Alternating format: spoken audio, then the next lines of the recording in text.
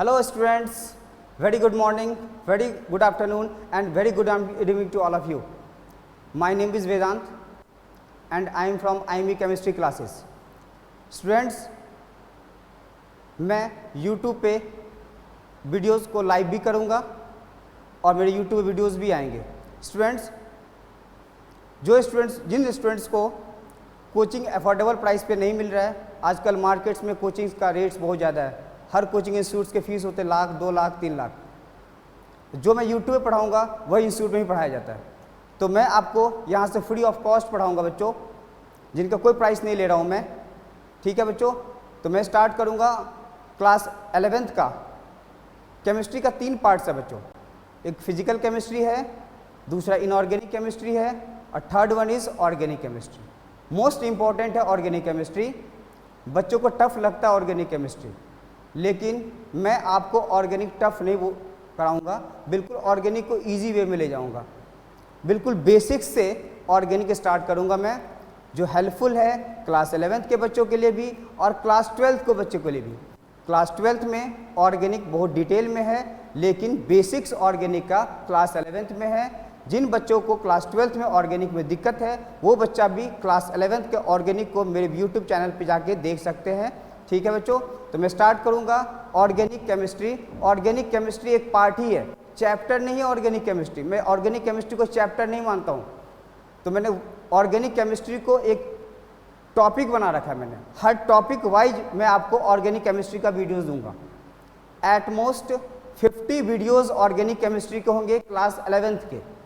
तो मैं basics organic chemistry start करूंगा. ऑर्गेनिक केमिस्ट्री आया है कहाँ से? बेटा सुनना, एक बर्जीलियस नाम का साइंटिस्ट था बेटा, बर्जीलियस ने ऑर्गेनिक केमिस्ट्री को बताया कि जो ऑर्गेनिक कंपाउंड्स हैं वो आपको अर्थ क्रस्ट में या लिविंग ऑर्गेनिज्म में ही पाया जाएगा.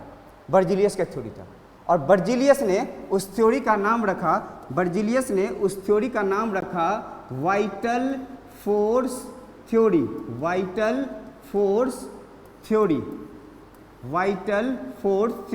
एक बर्जीलियस नाम का साइंटिस्ट था. बर्जीलियस के टक्कर में जब बर्जीलियस साइंटिस्ट आया था, जब ऑर्गेनिक कंपाउंड्स के बारे में उसने बताया था, उसके टक्कर में कोई साइंटिस्ट नहीं था बर्जीलियस के टक्कर में. उसके बाद वॉलर आया एक साइंटिस्ट.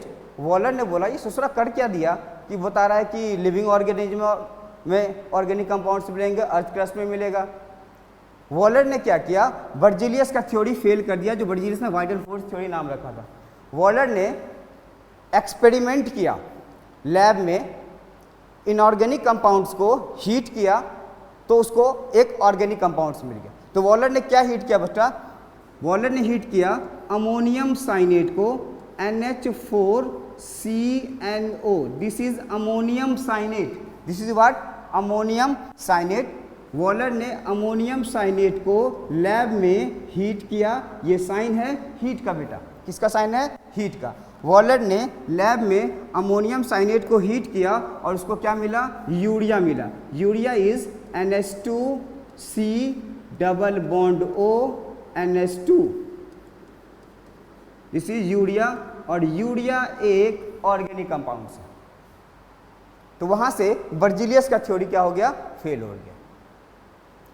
उसके कुछ दिन के बाद एक और साइंटिस्ट आया बेटा. साइंटिस्ट का नाम है कॉल्ब. कॉल्ब ने भी लैब में इनऑर्गेनिक कंपाउंड्स लिया और उसको हीट किया. कॉल्ब साइंटिस्ट का नाम है. क्लास 12th में पढ़ेंगे कॉल्ब रिएक्शन के बारे में. अभी समझना आपको, कॉल्ब एक साइंटिस्ट है. उसने लैब में हीट किया किसी इनऑर्गेनिक कंपाउंड्स को, अब वो एसिटिक एसिड बना दिया.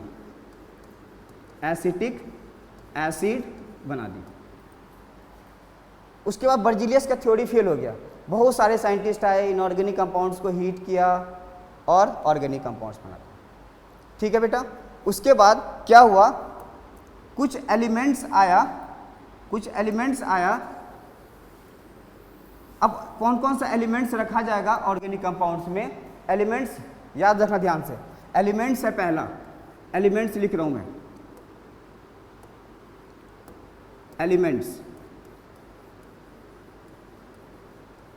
एलिमेंट्स है बेटा carbon, hydrogen, oxygen, nitrogen, x. X का मतलब होता है ऑर्गेनिक केमिस्ट्री में हैलोजन, और हैलोजन होता है बेटा fluorine, chlorine, bromine and iodine, ये हैलोजन है। एक्स वर्ड कहीं भी ऑर्गेनिक केमिस्ट्री में लिखा हो, एक्स वर्ड कहीं भी ऑर्गेनिक केमिस्ट्री में लिखा हो तो उसको बोलते हैं वो हैलोजन है। और 4 हैलोजन है, फ्लोरीन, क्लोरीन, ब्रोमीन और आयोडीन। चलो ये एलिमेंट्स हैं, ठीक है। चलो इस एलिमेंट्स में वैलेंस इलेक्ट्रॉन क्या क्या होगा हर एलिमेंट्स का। वैलेंस इलेक्ट्रॉन का मतलब होता है बेटा आउटर मोस्ट ऑर्बिट में जो इलेक्ट्रॉन होते हैं।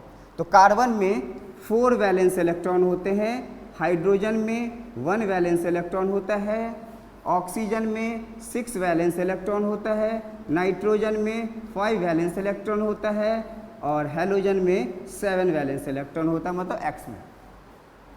इन्हीं का अगर मैं लुईस डॉट सिंबल बनाऊं, Lewis dot symbol, Lewis dot symbol,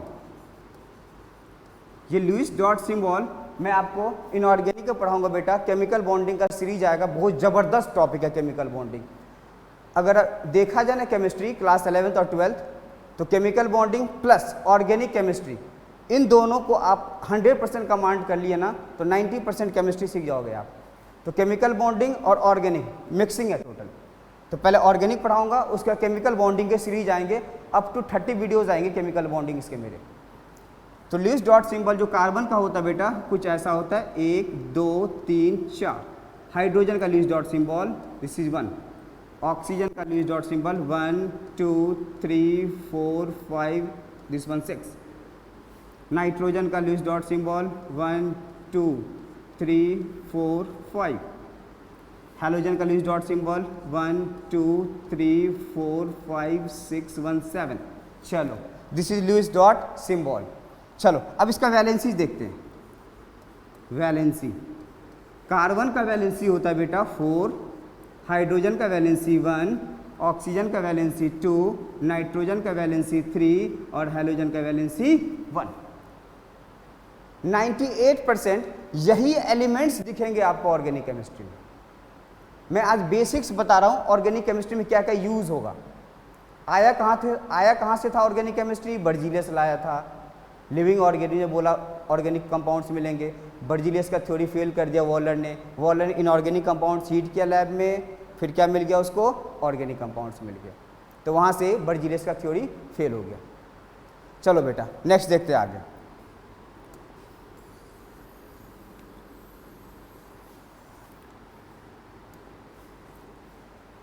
अब ऑर्गेनिक कंपाउंड्स जो होता है बेटा, ऑर्गेनिक कंपाउंड्स, कार्बन ही एक ऐसा एलिमेंट्स है पूरे पीरियोडिक टेबल में। पूरे पीरियोडिक टेबल में 118 एलिमेंट्स है टोटल, 118 एलिमेंट्स है, 118 एलिमेंट्स है टोटल, जिसमें कार्बन ही ऐसा अकेला एलिमेंट्स है जो मिलियंस ऑफ कंपाउंड्स का फॉर्मेशन करता है। Rest element 1000, 2 lakh, 3 lakh compounds ही बना सकता है। इसलिए कार्बन को ऑर्गेनिक केमिस्ट्री में रखा गया। चलो अब कार्बन अपना वैलेंसी 4 कैसे पूरा करेगा? मतलब पूरा करने का मतलब हुआ कार्बन अपना वैलेंसी बॉन्ड, मैंने जब बॉन्ड वर्ड बोला ना तो बॉन्ड का मतलब ऑर्गेनिक में होता है single bond, double bond, triple bond. यही बॉन्ड है भाई, 3 टाइप्स के बॉन्ड है, सिंगल बॉन्ड, डबल बॉन्ड और ट्रिपल बॉन्ड। पूरे ऑर्गेनिक केमिस्ट्री का जो खेला जाएगा ना, इसी 3 बॉन्ड पे खेला जाएगा।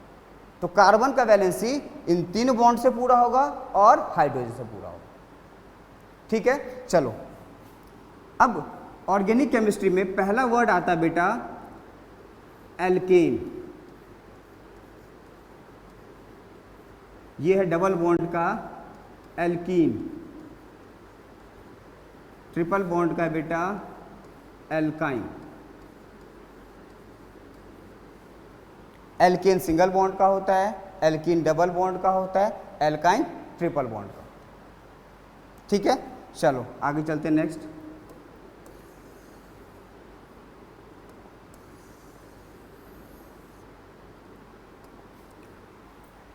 अब हम लोग कैसे आइडेंटिफाई करेंगे एल्केन कौन है, एल्कीन कौन है, एल्काइन कौन है? ठीक है, चलो अब ऑर्गेनिक केमिस्ट्री में सबसे इंपॉर्टेंट बात है कि मॉलिक्यूल को रिप्रेजेंट कैसे करते हैं, मॉलिक्यूल को रिप्रेजेंट कैसे करते हैं। तो मॉलिक्यूल्स को 4 वे में रिप्रेजेंट किया जाता है। तो टॉपिक है मेरा representation of molecule, representation of molecule, representation of molecules. Organic chemistry में मॉलिक्यूल्स को कैसे रिप्रेजेंट करते हैं, 4 वे है रिप्रेजेंट करने का।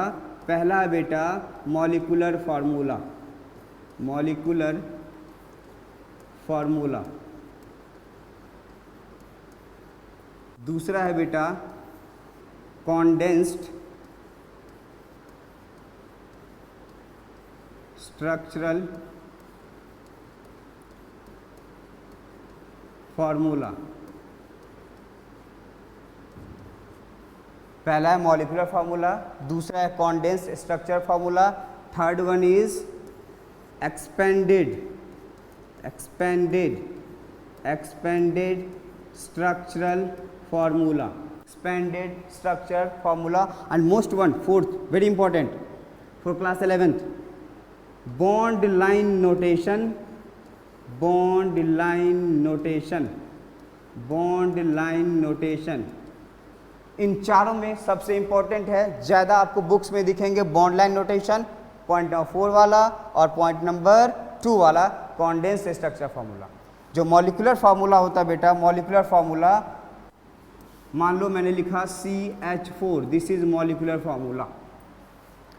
Condensed structural formula CH3 CH2 CH3, this is condensed structural formula. Molecular formula और भी बोल सकता हूँ मैं C2H6, this is molecular formula. ठीक है, this is condensed structure formula, ज़्यादा आपको ये वाला फार्मूला दिखेगा। एक्सपेंडेड स्ट्रक्चर फार्मूला होता है, सिंपल है। Expanded structure formula C, 3 hydrogen देखो 1 2 3, next single bond C H, this is H, next single bond C, this is H and this is H, this is expanded structural formula। and last one is bond line notation, very important। ऐसा होगा bond line notation, ऐसा हो सकता है, मतलब bond line notation बोला गया है जहाँ पे जॉइंट हो, जॉइंट वहाँ पे कार्बन होता है। तो यहाँ पे जॉइंट है, देखो यहाँ पे जॉइंट है, यहाँ पे जॉइंट है, यहाँ पे जॉइंट है, यहाँ पे जॉइंट है। जहाँ पे जॉइंट होगा वहाँ पे कार्बन, मतलब यहाँ पे जॉइंट है, यहाँ कार्बन, यहाँ पे जॉइंट है, यहाँ पे कार्बन, यहाँ पे जॉइंट है, यहाँ पे कार्बन। ठीक है, तो इसको बोलते हैं हम लोग बॉन्ड लाइन नोटेशन। ठीक है, चलो बेटा हम आगे चलते हैं अपने टॉपिक की तरफ, एल्केन की तरफ चलते हैं। अब स्टार्ट करते हैं ऑर्गेनिक के बेसिक्स टर्म्स। एल्केन से स्टार्ट करते हैं, लेकिन इससे पहले कुछ टर्म समझेंगे। अगर अपने पास एक कार्बन हो, कितने कार्बन हो, 1 कार्बन, एक कार्बन को ऑर्गेनिक में बोला जाता है मिथ, कार्बन नंबर 2 को बोला जाता है इथ, कार्बन नंबर 3 को बोला जाता है प्रॉप, कार्बन नंबर 4 को बोला जाता है ब्यूट, कार्बन नंबर 5 को बोला जाता है पेंट, कार्बन नंबर 6 को बोला जाता है हेग्स, कार्बन नंबर 7 को बोला जाता है हेप्ट, कार्बन नंबर 8 को बोला जाता है ऑक्ट, कार्बन नंबर 9 को बोला जाता है नॉन, कार्बन नंबर 10 को बोला जाता है डेक, कार्बन नंबर 11 को बोला जाता है यूनिडेक, कार्बन नंबर 12 को बोला जाता है डोडेक। अप टू 12 कार्बन तक बात कर रहा हूं मैं। अगर अपने पास कार्बन है तो मिथ बोलेंगे, मिथ वर्ड है ये। कार्बन 2 को बोलेंगे इथ, अगर 2 कार्बन तो इथ है। कार्बन 3 को prop, carbon 4 is but, carbon 5 is pent, carbon 6 is hex, carbon 7 is hept, carbon 8 is oct, carbon 9 is non, carbon 10 is dec, carbon 11 is undec, carbon 12 is dodec. अगर ये पता होगा आपको तभी आप ऑर्गेनिक केमिस्ट्री में IUPAC name कर सकते हैं। जो मेरा नेक्स्ट वीडियो आएगा बेटा वो आईपैक नेम पे आएगा।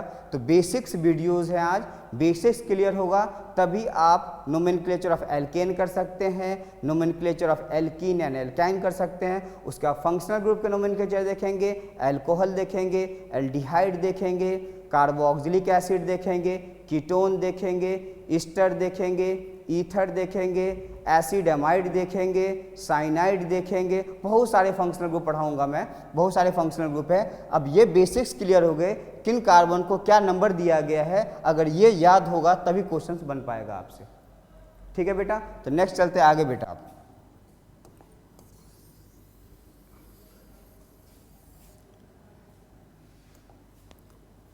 पहला वर्ड है एल्केन।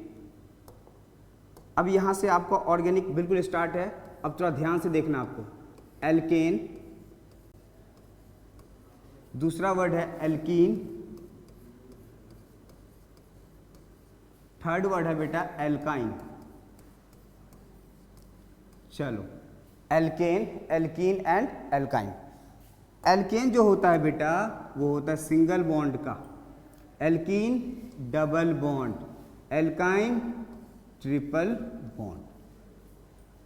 एक बॉन्ड के अंदर में, एक बॉन्ड के अंदर में दो इलेक्ट्रॉन होते हैं, पहला ये इलेक्ट्रॉन दूसरा ये। तो एक बॉन्ड के अंदर में दो इलेक्ट्रॉन हैं, तो डबल बॉन्ड के अंदर बताओ कितने इलेक्ट्रॉन होंगे? 4 इलेक्ट्रॉन, 4 इलेक्ट्रॉन। तो ट्रिपल बॉन्ड के अंदर में कितने इलेक्ट्रॉन होंगे? 6 इलेक्ट्रॉन। मतलब एक बॉन्ड के अंदर में दो इलेक्ट्रॉन होते हैं, 2 electron. Double bond 4 electron, triple bond 6 electron. Single bond का जनरल फार्मूला, सिंगल बॉन्ड का जनरल फार्मूला होता है CnH2n+2, CnH2n+2 सिंगल बॉन्ड का है एल्केन का। एल्कीन का जनरल फार्मूला होता है CnH2n। एल्काइन का जनरल फार्मूला होता है बेटा CnH2n-2। एल्कीन का जनरल फार्मूला क्या है बताओ? CnH2n+2। एल्कीन का क्या है? CnH2n। एल्काइन का क्या है? CnH2n-2। बेटा बताओ n क्या डिनोट्स करेगा? n denotes number of carbon, n denotes number of carbon. अगर अपने पास एक कार्बन हो, एक कार्बन एल्केन के लिए n denotes number of carbon. n किसको डिनोट करता है? Number of carbon. अगर अपने पास एक कार्बन होगा इसमें तो ये बनेगा CH4। अगर अपने पास दो कार्बन होगा इसमें तो ये बनेगा आपको C2H6। n का वैल्यू डिनोट करना है। चलो n अगर 2 रखा C2H, 2 × 2 2 2 4 +2 C2H6। अगर इसमें n1 रखेंगे बेटा तो मीथीन एग्जिस्ट नहीं करता है, क्योंकि मीथीन का वैलेंसी कार्बन पूरा कर ही नहीं पाता है। कार्बन का वैलेंसी पूरा हो नहीं पाता, इसलिए मीथीन मॉलिक्यूल एग्जिस्ट नहीं करता है। थर्ड वन इज मिथाइन, ये भी एग्जिस्ट नहीं करता। तो इसमें n का वैल्यू स्टार्ट करेंगे बेटा कहाँ से? 2 से। तो अगर n 2 होगा बेटा तो ये बनेगा C2H4। अगर n का वैल्यू 3 होगा बेटा इसमें तो ये बनेगा C3H6। अब चलो इसमें भी n का वैल्यू स्टार्ट करेंगे बेटा 2 से। अगर n का वैल्यू 2 हुआ तो ये होगा C2, 2 2 4 -2 C2H2।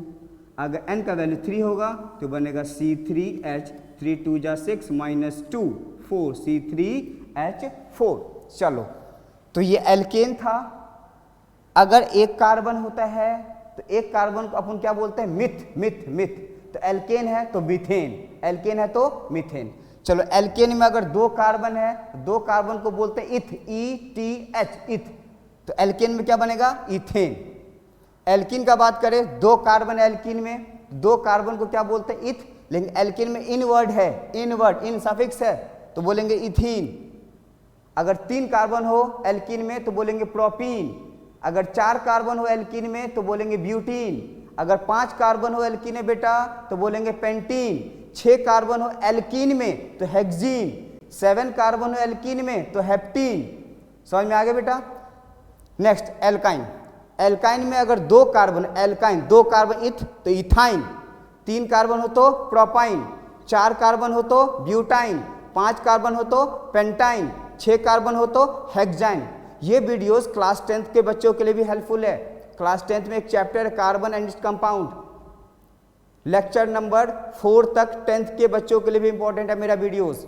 उसके बाद 11th 12th वाले बच्चों के लिए तो इंपॉर्टेंट है ही, प्लस जेई प्लस नीट वाले बच्चों के लिए। नीट और जेई वाले बच्चों के लिए बहुत ज़्यादा इंपॉर्टेंट है, क्योंकि मेरा सीरीज साथ में ही चलेगा, नीट जेई। शॉर्ट ट्रिक बहुत बताऊंगा बेटा, 1 सेकंड 2 सेकंड 3 सेकंड, किसी भी क्वेश्चन को 1 मिनट ज़्यादा टाइम नहीं लूंगा मैं। नीट और जेई वाले क्वेश्चन को 1 मिनट से ज़्यादा टाइम ले, शॉर्ट ट्रिक्स बहुत बताऊंगा, बहुत सारा मेरा अपना बनाया हुआ ट्रिक्स है, तो उस ट्रिक को यूज़ करूंगा मैं। अभी मैं लेक्चर बेसिक से स्टार्ट किया हूँ। अगर बेस सही होगा ना, अगर जड़ मजबूत होता है बेटा, तो आगे इंसान बहुत आगे कुछ कर लेता है। एग्जाम में ना टफ क्वेश्चन भी आते हैं और इजी क्वेश्चन भी आते हैं। टफ क्वेश्चन हर बच्चा करता है, इजी क्वेश्चन हर बच्चा नहीं कर पाता है, क्योंकि उनका कॉन्सेप्ट क्लियर नहीं होता, उन्हें बेस ही नहीं पता, उनका जड़ ही मजबूत नहीं है। ठीक है, तो हम बेस से चलेंगे बिल्कुल। चलो अब चलो, सिंगल बॉन्ड, नया वर्ड क्लास 11th के बच्चों के लिए एक वर्ड होता है बेटा, हाइब्रिडाइजेशन। हाइब्रिडाइजेशन, हाइब्रिडाइजेशन हम डिटेल में पढ़ाएंगे बेटा केमिकल बॉन्डिंग में आपको। अभी बस हाइब्रिडाइजेशन समझ लेना है। ऑर्गेनिक केमिस्ट्री में हाइब्रिडाइजेशन है क्या? हम लोग ऑर्गेनिक केमिस्ट्री में हाइब्रिडाइजेशन ओनली कार्बन का बताते हैं, ओनली कार्बन का हाइब्रिडाइजेशन बताएंगे ऑर्गेनिक केमिस्ट्री में। लेकिन इनऑर्गेनिक केमिस्ट्री में हर एलिमेंट्स का हाइब्रिडाइजेशन बता सकते हैं, लेकिन ऑर्गेनिक केमिस्ट्री में ओनली कार्बन का हाइब्रिडाइजेशन बताएंगे। तो हाइब्रिडाइजेशन एक हाइपोथेटिकल वर्ड है, हाइपोथेटिकल एज्यूम कर लिया गया, मतलब ऐसा नहीं है कि कहीं से उठा के ले आया गया हाइब्रिडाइजेशन को, एज्यूम कर लिया गया है। सब बताऊंगा मैं, वेट करो थोड़ा, सब बताऊंगा, केमिकल बॉन्डिंग डिटेल में बताऊंगा। अभी आपको समझ में आ जाएगा हाइब्रिडाइजेशन, ऑर्गेनिक में कार्बन का हाइब्रिडाइजेशन कैसे निकालते हैं। चलो, बोला गया है कि सिंगल बॉन्ड, जो अभी बताया मैंने, single bond alkane, double bond alkene, triple bond alkyne. ठीक है, चलो, एक सिंगल बॉन्ड के अंदर में बेटा, एक सिंगल बॉन्ड के अंदर में एक सिग्मा बॉन्ड होता है। एक सिंगल बॉन्ड के अंदर में एक सिग्मा बॉन्ड होता है, एक सिग्मा। और सिग्मा बॉन्ड इंटरन्यूक्लियर एक्सिस पे होता है, इंटरन्यूक्लियर एक्सिस।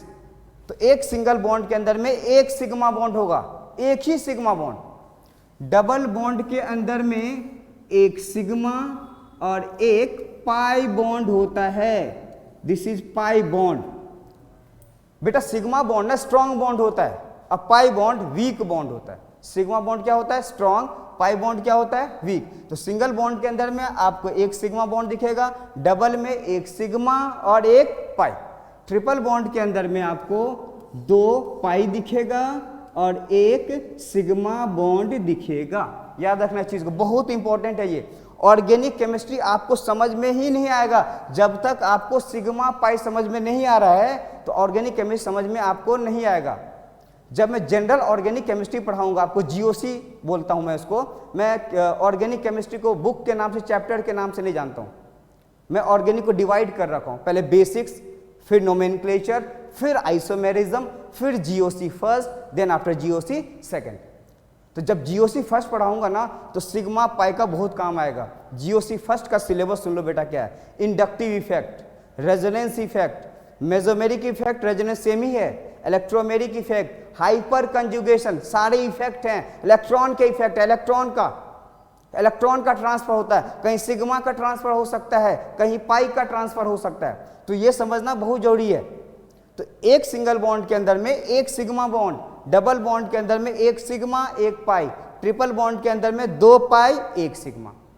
तो बोला गया है ऑर्गेनिक केमिस्ट्री में ओनली हम लोग कार्बन का हाइब्रिडाइजेशन, हाइब्रिडाइजेशन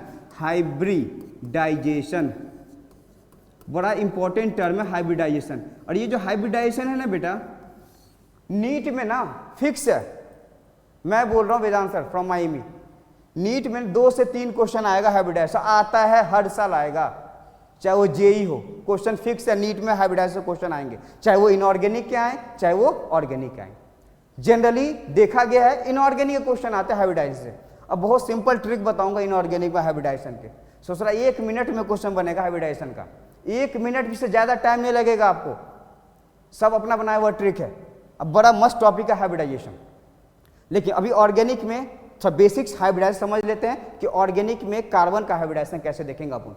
चलो, बोला गया है पहला कंडीशन है अगर अपने पास 4 सिग्मा बॉन्ड हो, 4 सिग्मा बॉन्ड हो, 4 सिग्मा बॉन्ड हो, तो उस कार्बन का हाइब्रिडाइजेशन sp3 होता है। चलो बेटा, अब S आ गया P, सर कहाँ से S और P ले आए सर, क्लास 10th में S और P तो पढ़ा ही नहीं में। बेटा sp एक सबसेल है, एक क्या है, सबसेल।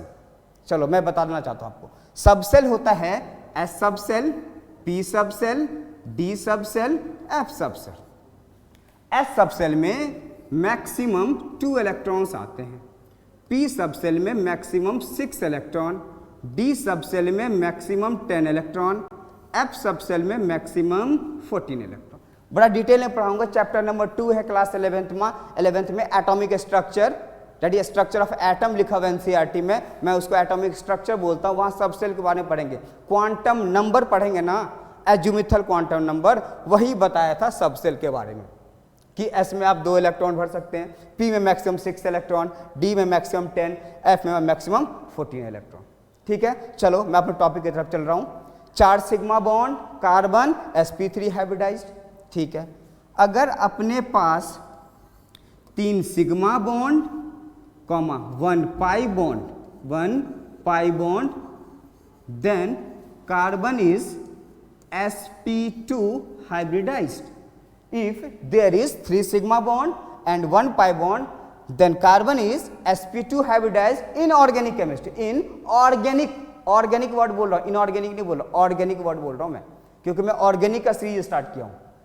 नेक्स्ट पॉइंट नंबर 3, अगर 2 सिग्मा और 2 पाई बॉन्ड होगा बेटा, 2 पाई बॉन्ड होगा तो कार्बन का हाइब्रिडाइजेशन sp होता है। कार्बन का हाइब्रिडाइजेशन क्या होता है, sp। चलो मैं कुछ इसके एंगल के बारे में बात कर लेता हूँ, इसके ज्योमेट्री के बारे में भी बात कर लेता हूँ। मैं वैसे डिटेल में पढ़ाऊंगा आपको इनऑर्गेनिक में। केमिकल बॉन्डिंग जो वर्ड बार बार यूज़ कर रहा हूँ ना, मेरा बेटा बहुत ज़्यादा इंपॉर्टेंट चैप्टर है केमिकल बॉन्डिंग। केमिस्ट्री में अगर देखा जाए ना तो केमिकल बॉन्डिंग बहुत ज़्यादा इंपॉर्टेंट है। अगर आप मेरा केमिकल बॉन्डिंग का सीरीज देखोगे ना तो सर मज़ा ही आ गया एकदम। और इसी को पढ़ने के लिए ना बच्चे कोटा जाते हैं, दिल्ली आते हैं, कहाँ जाते हैं, इंस्टीट्यूट में जाकर 2-2 लाख 3-3 लाख रुपये देते हैं। वो पढ़ाया है क्या, हवा में लेता है। और मैं यहाँ फ्री में बता रहा हूँ आपको, फ्री में, कोई पैसा नहीं ले रहा हूँ मैं आपसे, तो समझना है इस चीज़ को आपको। चलो कार्बन 4 सिग्मा बॉन्ड बताओ, carbon sp3, 3 sigma 1 pi carbon sp2, 2 sigma 2 पाई कार्बन sp हाइब्रिडाइज। चलो कुछ इसके एंगल के बारे में बात कर लेते हैं, आपको याद रखना पड़ेगा। ठीक है, अभी देख लो, मैं सब प्रूफ करूंगा इनऑर्गेनिक में, केमिकल बॉन्डिंग में। चलो बोला गया जब sp3 कार्बन हो तो ज्योमेट्री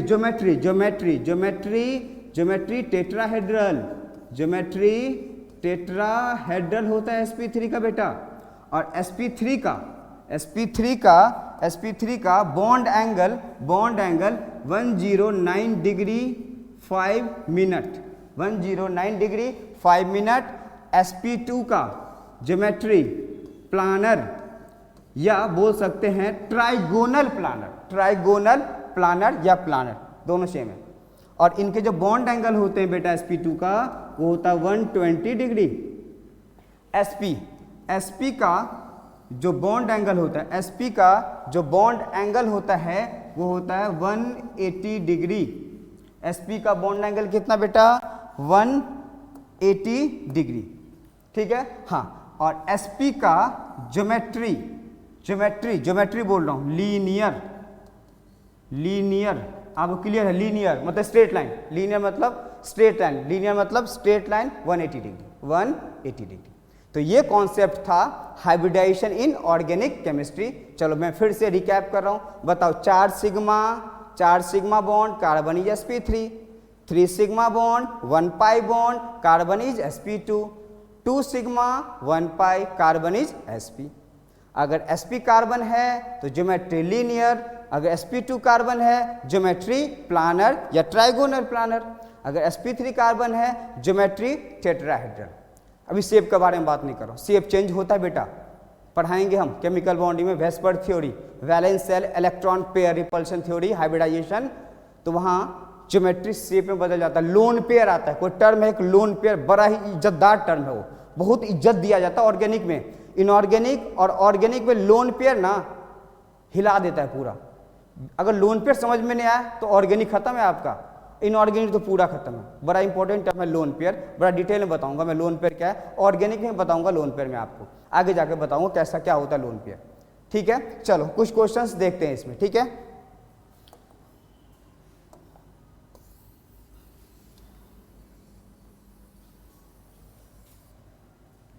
क्वेश्चंस करते हैं। ठीक है, चलो पहला क्वेश्चन है पूछेगा, बताओ CH4 है और CH4 क्या है, मीथेन। CH4 क्या है, मीथेन।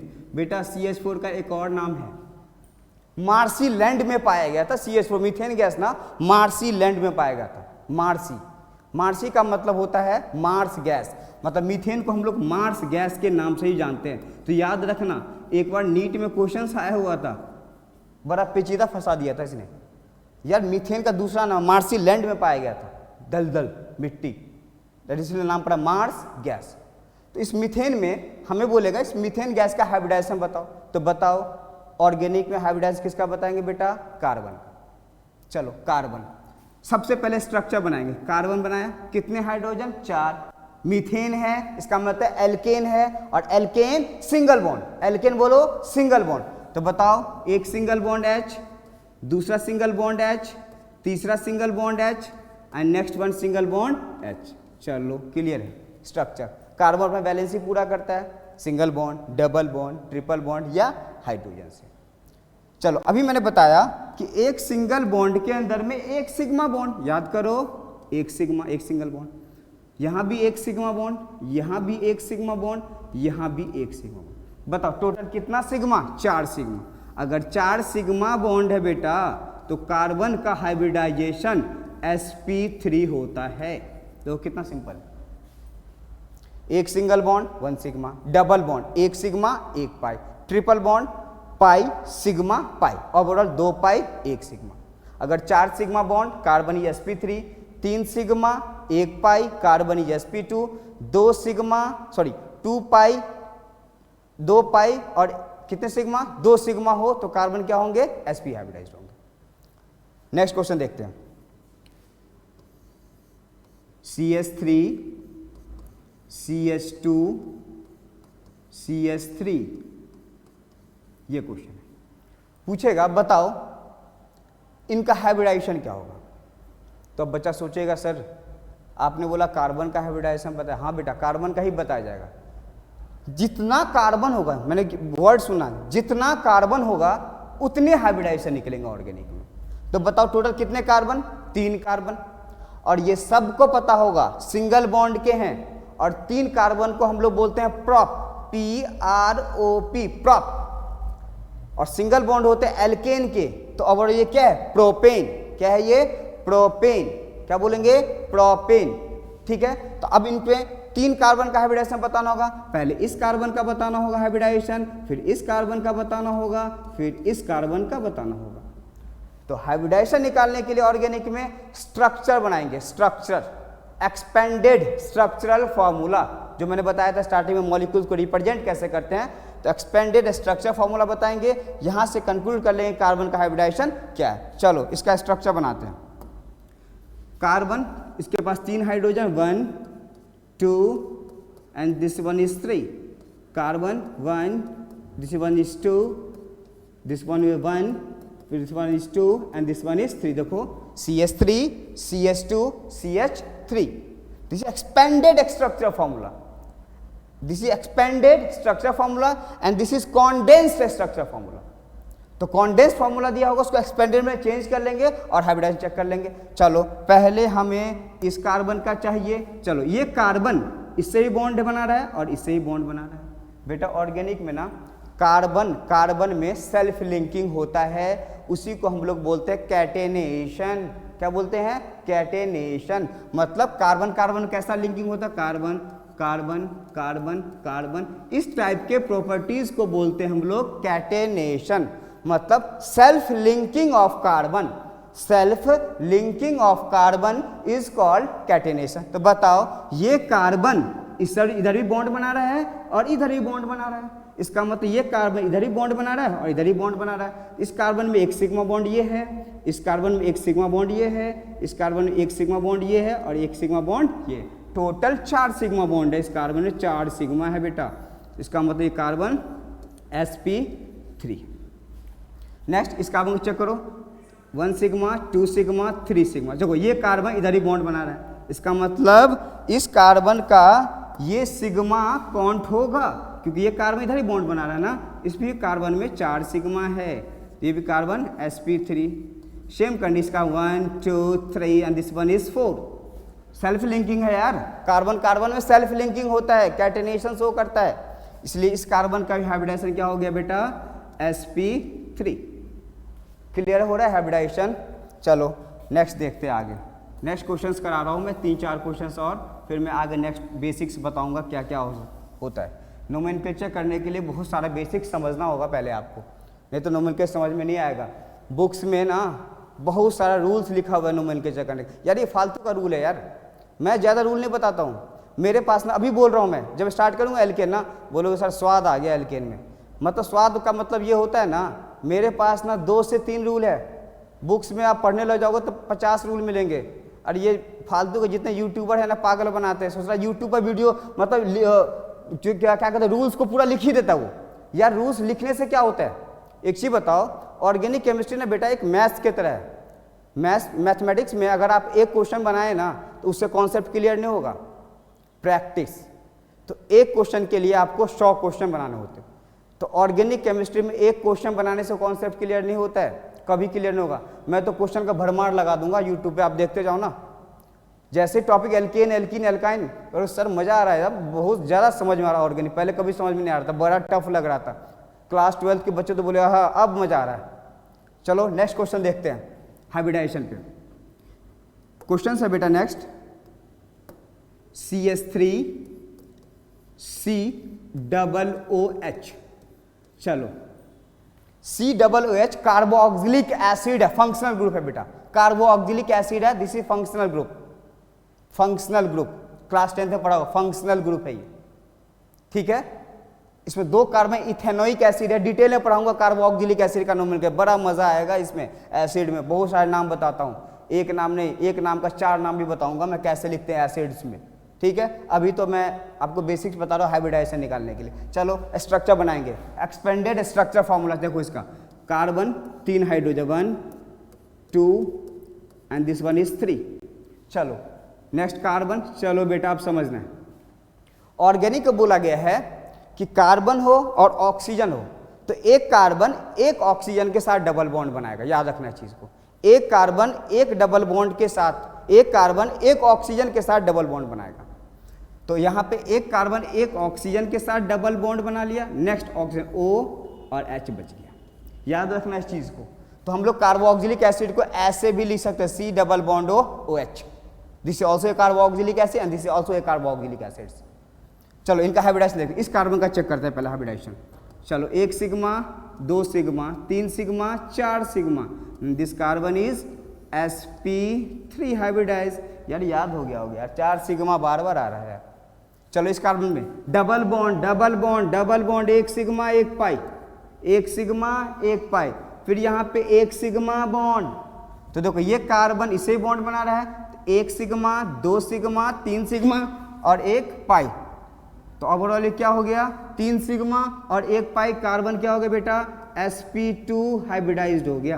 कार्बन क्या हो गया sp2 hybridise, 3 sigma 1 pi, carbon carbon self linking, carbon carbon self linking होता है, कैटेनेशन शो करता है कार्बन, तो ये कार्बन इसे बॉन्ड बना रहा है ना, तो 3 सिग्मा 1 पाई, कार्बन क्या हो गया sp2 हाइब्रिडाइज्ड हो गया।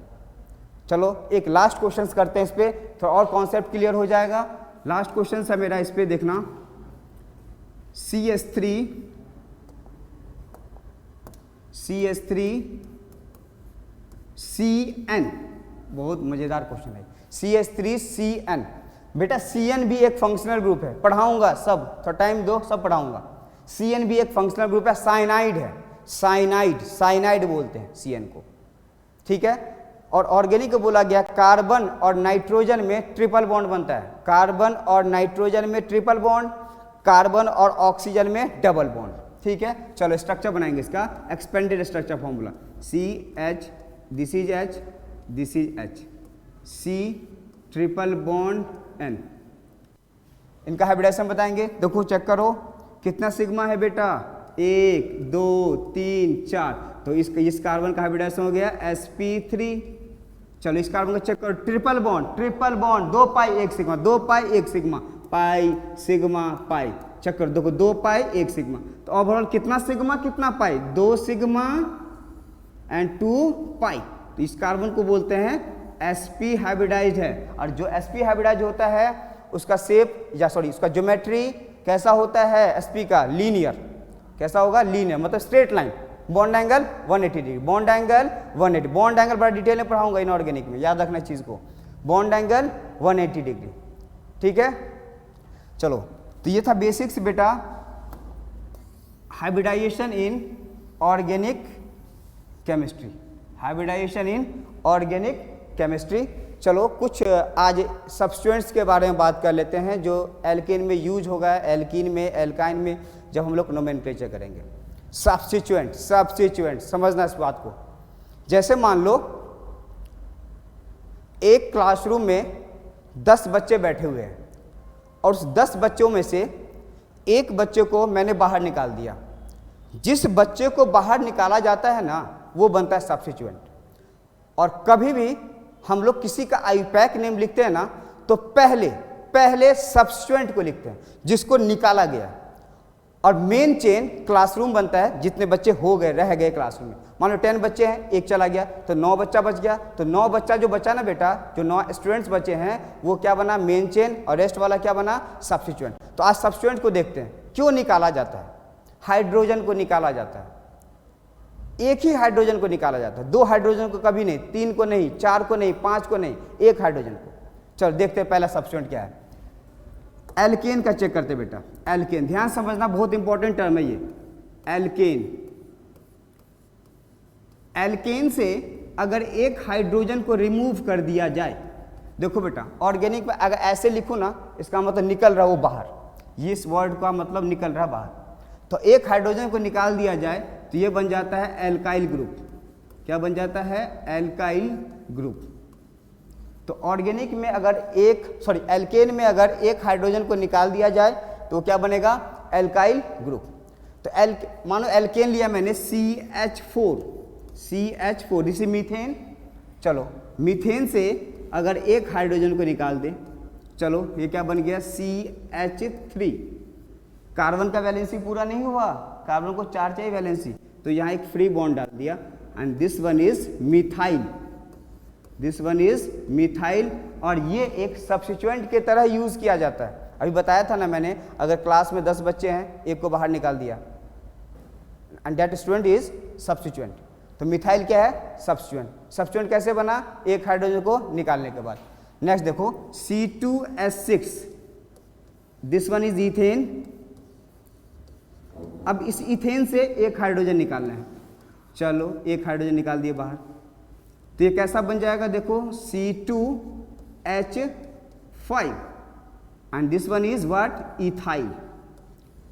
तो वैसे ही बेटा प्रोपेन से प्रोपाइल, ब्यूटेन से ब्यूटाइल, पेंटेन से पेंटाइल, हेक्सेन से हेक्साइल, हेप्टेन से हेप्टाइल, ऑक्टेन से ऑक्टाइल। मतलब एल्केन से आप हाइड्रोजन निकालोगे तो एल्काइल ग्रुप बनेगा। ये सब जब नोमेनक्लेचर पढ़ाऊंगा यूज होगा, ये लगे होते हैं ग्रुप में, सब्स्टिट्यूएंट की तरह बाहर होते हैं। तो पहले सब्स्टिट्यूएंट को लिखते हैं, पहले मिथाइल लिखेंगे, फिर मेन चेन लिखेंगे। मेन चेन का मतलब पेरेंट चेन, ठीक है। पहले बाप का नाम नहीं लिखा जाता है, जो बाहर होता है उसको लिखते हैं, फिर बाप को लिखते हैं। तो ये बाप नहीं है, बाप तो मेन चेन बनेगा, सब्स्टिट्यूएंट है ये।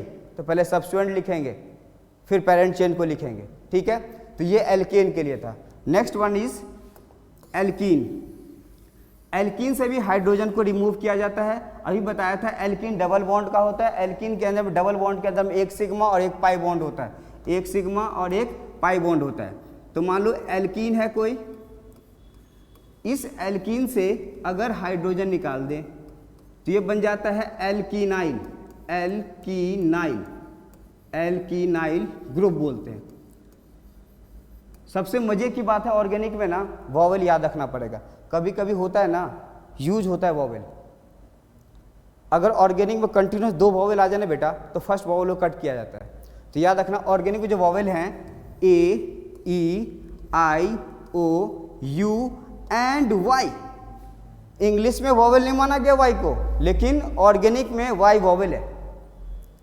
कोई 2 वॉवेल कंटिन्यूस रिपीट होगा ना तो बोला गया रूल है पहले वॉवेल को कट कर दो, आप पहले वॉवेल को कट कर देना है, ठीक है।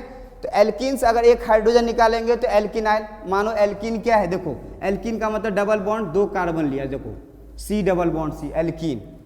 इस कार्बन का वैलेंसी पूरा करना है, इस कार्बन का वैलेंसी पूरा करना है, तो कार्बन 2 बॉन्ड बना चुका है, इसका मतलब 2 हाइड्रोजन होगा, इसका मतलब CH2 होगा। ये भी क्या होगा, CH2। चलो इनमें से हाइड्रोजन निकालना है, एक हाइड्रोजन। तो कोई बोलेगा सर यहां से निकाल दे क्या? नहीं, कहीं से भी निकाल सकते हैं हाइड्रोजन, मतलब डबल बॉन्ड के पोजीशन से ही निकालना है। आप यहां से भी निकाल सकते हो एक हाइड्रोजन, चाहे यहां से भी निकाल सकते हो एक हाइड्रोजन। चलो मान लो मैंने यहां से निकाल दिया, यहां से निकाल दिया मैंने हाइड्रोजन, फर्स्ट पोजीशन से निकाल रहा हूं मैं, तो देखो कैसा बनेगा ये CH, एक हाइड्रोजन निकल गया बेटा। आगे डबल बॉन्ड CH2, जहां से आप हाइड्रोजन निकालोगे ना वहां एक फ्री बॉन्ड डालेंगे जिससे कार्बन का वैलेंसी क्लियर हो जाए। देखो तो ये क्या था, इथीन था, ये था इथीन। तो एल्कीन जब सब्स्टिट्यूएंट बनता है तो एल्कीनाइल बोला, तो इथीन जब सब्स्टिट्यूएंट बनेगा तो बोलेंगे इथीनाइल, इथीनाइल। बहुत जगह लगा होता है, जब एल्कीन एल्काइन का नोमेनक्लेचर पढ़ाऊंगा ना तो वहां दिखेगा ये सब। तो एल्कीन से जब हाइड्रोजन निकालेंगे तो एल्कीनाइल, तो इथीन से इथीनाइल, ठीक है। नेक्स्ट है बेटा एल्काइन। एल्काइन से भी हम लोग हाइड्रोजन रिमूव करते हैं। एल्काइन होता है ट्रिपल बॉन्ड का, एल्काइन होता है ट्रिपल बॉन्ड का, एल्काइन। और ट्रिपल बॉन्ड में 2 पाई और 1 सिग्मा बॉन्ड होता है, अभी बताया था मैंने आपको। तो एल्काइन से निकालेंगे तो ये बनेगा एल्कानाइल, एल्कानाइल, एल्कानाइल। मान लो कोई इथाइन है, HC triple bond CH, this is ethyne. क्या है ये, इथाइन, इथाइन। तो आप यहां से हाइड्रोजन निकाल सकते हैं, चाहे हाइड्रोजन यहां से निकाल सकते हैं। चलो मान लो मैं इस बार सेकेंड पोजीशन से हाइड्रोजन निकाल रहा हूं बेटा, तो ये बन जाएगा HC ट्रिपल बॉन्ड C, और यहाँ एक फ्री बॉन्ड, जहां से हाइड्रोजन निकालेंगे फ्री बॉन्ड, फ्री बॉन्ड, तो इसको बोलेंगे इथानाइल। क्या बोलेंगे, इथानाइल, इथानाइल। तो मैंने एल्केन से हाइड्रोजन निकाला एल्काइल, एल्कीन से एल्कीनाइल, एल्काइन से एल्कानाइल। अब मैं आपको लास्ट पढ़ा रहा हूं जो सब्स्टिट्यूएंट यूज होते हैं ज़्यादा उसको, ठीक है। अब उसको देखना आपको, सब्स्टिट्यूएंट यूज होगा नोमेनक्लेचर में।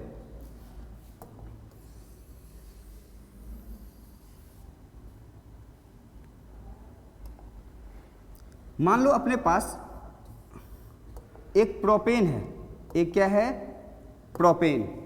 प्रोपेन होता है CH3, CH2, CH3। देखो ना बेटा सिंगल बॉन्ड का है ना, एल्केन है, 3 carbon, prop, this is propane.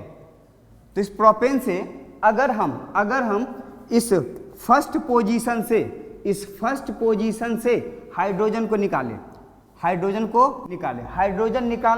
Hydrogen निकालना सब्स्टिट्यूएंट बनता है, ठीक है।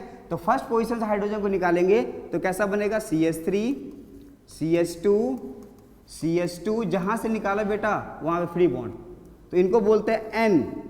हाइड्रोजन निकल गया ना, तो प्रोपेन से हाइड्रोजन निकालना प्रोपाइल, एल्केन से एल्काइल, तो प्रोपेन से प्रोपाइल, तो इसको बोलेंगे N प्रोपाइल। N का मतलब होता है, हम लोग नॉर्मल बोलते हैं स्ट्रेट चेन। स्ट्रेट चेन कितना भी लंबा हो सकता है, 200, 500, 1000 कार्बन का भी हो सकता है। मैंने पहले ही बताया था कि 118 पीरियोडिक टेबल में 118 एलिमेंट्स है ना, कार्बन ना ऐसा एलिमेंट है जो मिले सब कंपाउंड्स का फॉर्मेशन करता है। तो स्ट्रेट चेन कितना भी लंबा बना सकता है कार्बन। सेल्फ लिंकिंग होगा, इसलिए मैंने बोला एन प्रोपाइल। चलो अगर पोजीशन नंबर 2 से रिमूव करूं, पोजीशन नंबर 2 से रिमूव करूं हाइड्रोजन को, तो कैसा बनेगा? CH3 CH, जहां से रिमूव किया वहां फ्री बॉन्ड CH3। अब समझना बेटा, बहुत ज्यादा यूज होता है ये टर्म। अगर CH से दोनों साइड ग्रुप सेम हो, दोनों साइड ग्रुप सेम होता है, उस टर्म को बोलते हैं आइसो। क्या बोलते हैं? आइसो। ओवरऑल 3 कार्बन है, हाइड्रोजन निकल चुका है, 3 कार्बन प्रोपेन, तो क्या बनेगा? प्रोपाइल। तो बोलेंगे आइसो प्रोपाइल। फर्स्ट पोजीशन से एन प्रोपाइल, सेकंड पोजीशन क्या बन गया? Iso propyl. नेक्स्ट क्वेश्चन देखते हैं, ब्यूटेन पे चेक करते हैं। ये सब सारे यूज होंगे आपको, nomenclature of alkene, alkene, alkyne, alcohol सब जगह यूज होगा, aldehyde, ketone, carboxylic acid, acid amide, ether सब जगह यूज होगा। ठीक है, नेक्स्ट है, मान लो मैं ब्यूटेन लिया, देखना ध्यान से इसको, butane CH3 CH2 CH2 CH3, इसका नाम है ब्यूटेन। ब्यूटेन एल्केन है, 4 कार्बन है, 4 कार्बन को ब्यूट बोलते हैं, एल्केन है तो क्या बोलेंगे? ब्यूटेन। चलो फर्स्ट पोजीशन से हाइड्रोजन रिमूव कर रहा हूं, देखो क्या बनेगा? CH3 CH2 CH2 CH2 free bond, this is N butyl, N butyl, तो क्या बोलेंगे? N butyl.